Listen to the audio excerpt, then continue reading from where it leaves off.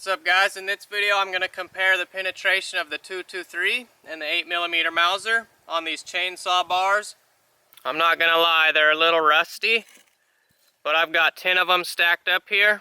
That should be enough to stop our bullets, I'm hoping. And hopefully we'll get a good comparison in penetration between these two calibers. So I'm just going to call these chainsaw blades for the purpose of this video. And you can see right here, this one is match grade, just like the bullet. And you can see on our first blade here, it's match grade, just like my hollow point boat tail match 8mm bullets. So we'll see how one of these match grade blades hold up against a match grade bullet. Alright, and for this test we're going to be using the Federal 55 grain FMJ and the S&B 196 grain FMJ. The 223 should be impacting the target right around 3,200 feet per second, and the 8mm at about 2,500 feet per second. And I'm going to be shooting from about 25 yards away. First step, 223. So what do you guys think is going to happen? I feel like the 223 will get stopped on the third blade, and the 8mm will stop on number 5. Well, let's find out.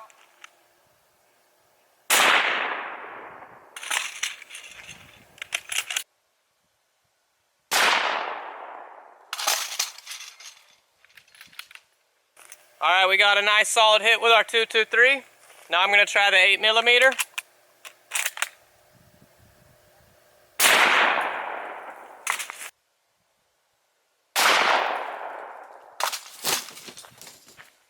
Okay, so interesting results. Here's our 223 entry and the 8mm entry.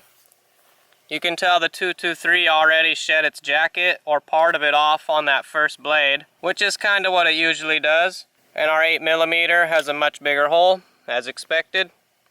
And it kind of looks like there's some lead inside that 223 exit also. And then our 8mm exit. And here's our second bar. And it looks like the 223 stopped right there. But the 8mm appears to have actually broken through. But then it stopped on the next one. And there's the back of our second bar, 223 and 8mm. And on our third one, the 223 still put a really big dent, and the 8mm too, obviously. There's the back of number 3, 2 big dents.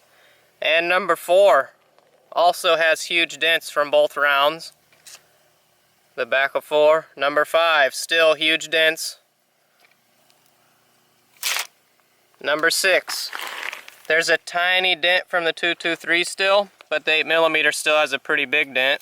And number 8, it appears the 223 is no longer even causing a dent, and the 8mm still does have a dent. And number 8 still has a dent from the 8mm. 223 nothing. Number 9, still a dent from the 8mm. And number 10 has a slight small dent from the 8mm. So the 223 projectile was stopped on just the second bar, or blade, while the 8mm was stopped on number 3.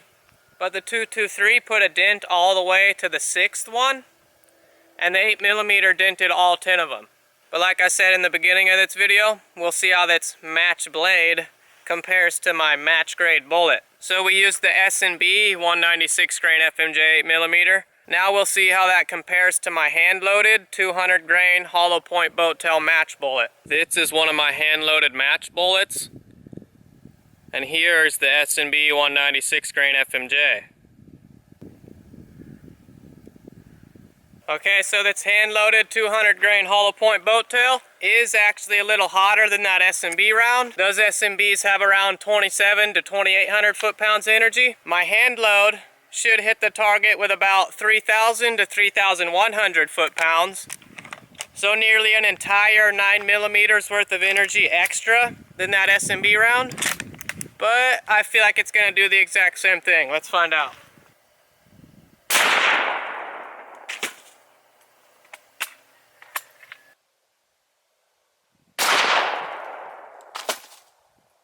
Okay, so we ended up hitting a little bit too far to the side.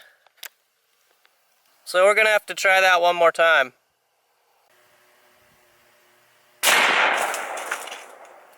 Wow. I think we got a good hit that time. All of those blades just came flying off. That's crazy. Wow. I think we got a good hit that time. So yeah, it definitely seemed like my hand load hit with a little more force than the S&B round. But let's take a look at our results. 223. That was the S&B, and these were my hollow point boat tails. But then our shot that actually hit center. There's our exit. Wow, look at that exit. I don't know if that's lead or jacket in there, but that looks pretty cool. That was the S&B exit. And once again, the 223 exit.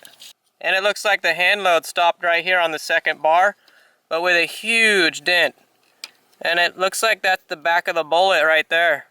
Like a piece of copper sitting in that crater. And that's the dent it left on the back. Wow. Look at that.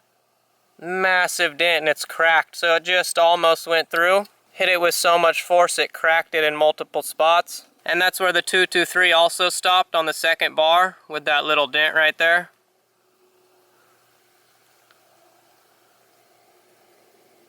And this is the piece of the bullet that was in the second bar.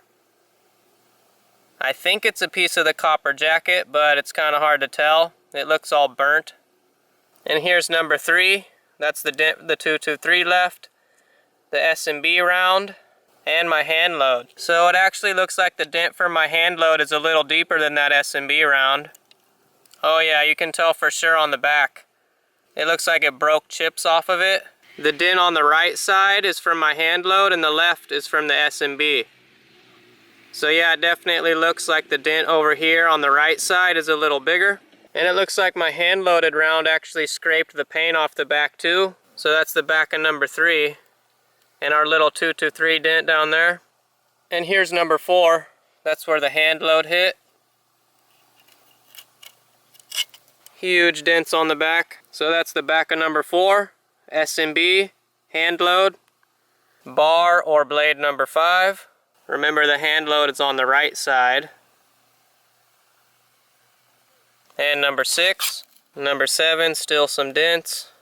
The 223 had stopped by now, but all the 8mm still have some pretty significant dents. Number 8. Number 9. And 10. So that was pretty cool. I'm honestly surprised that the 223 and 8mm projectile both stopped on the same bar. Although the 8mm hit with so much more force, it just made way bigger dents all the way through. So I guess I learned something new with every test I do. So let me know, what did you guys think was going to happen? Did you guys guess right? But anyways, that's all for the 223 versus 8mm chainsaw blade penetration video. If you guys enjoyed this, make sure to give it a like and subscribe to my channel if you can. And also, check out my Facebook page. I post short little shooting clips on my Facebook that you guys might enjoy. So make sure to check that out if you can. But that's all for now. And as always, thanks for watching.